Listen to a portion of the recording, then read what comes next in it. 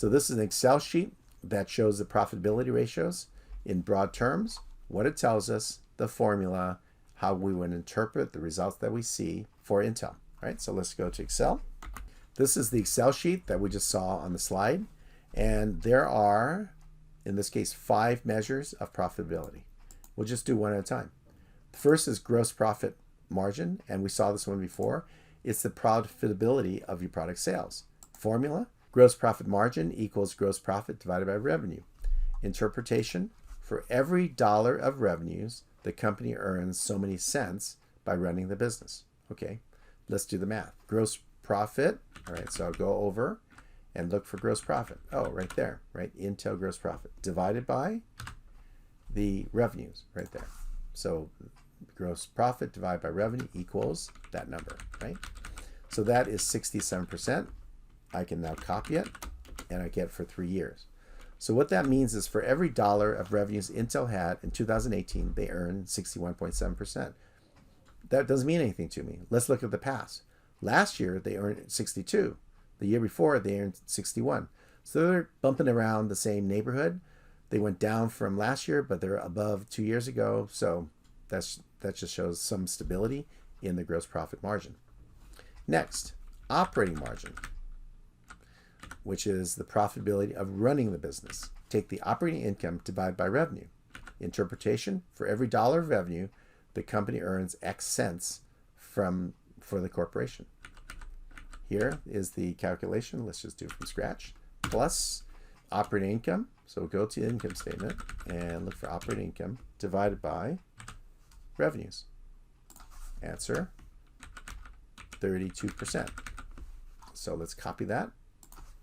Control C, shade the area, Control V. All right. We have good news here because they went from 22 in 2016 to 28 to now 32. So they're rising in their profitability from running the business, which is a great thing.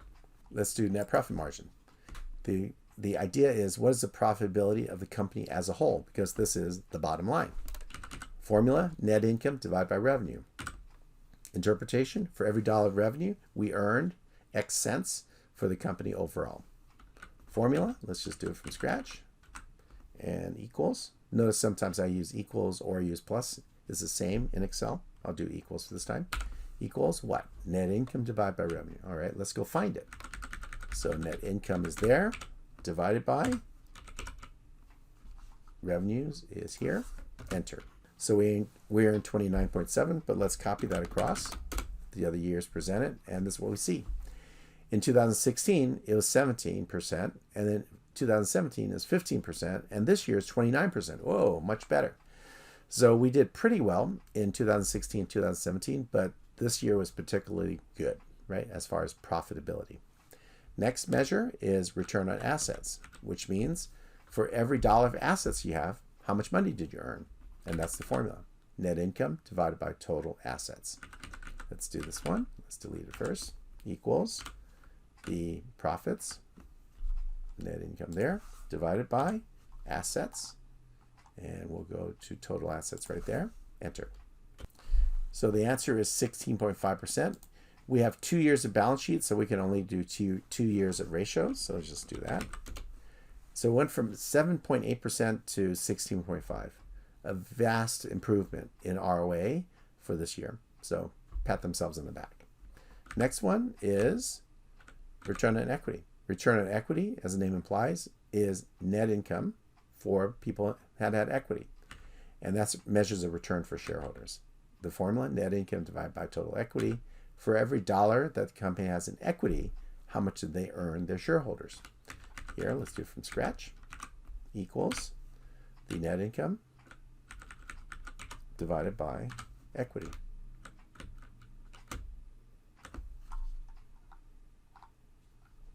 Right there, shareholders' equity, right? And so we can copy that again for 2 years, since we only had 2 years of balance sheet, and went up from 13.9 to 28%.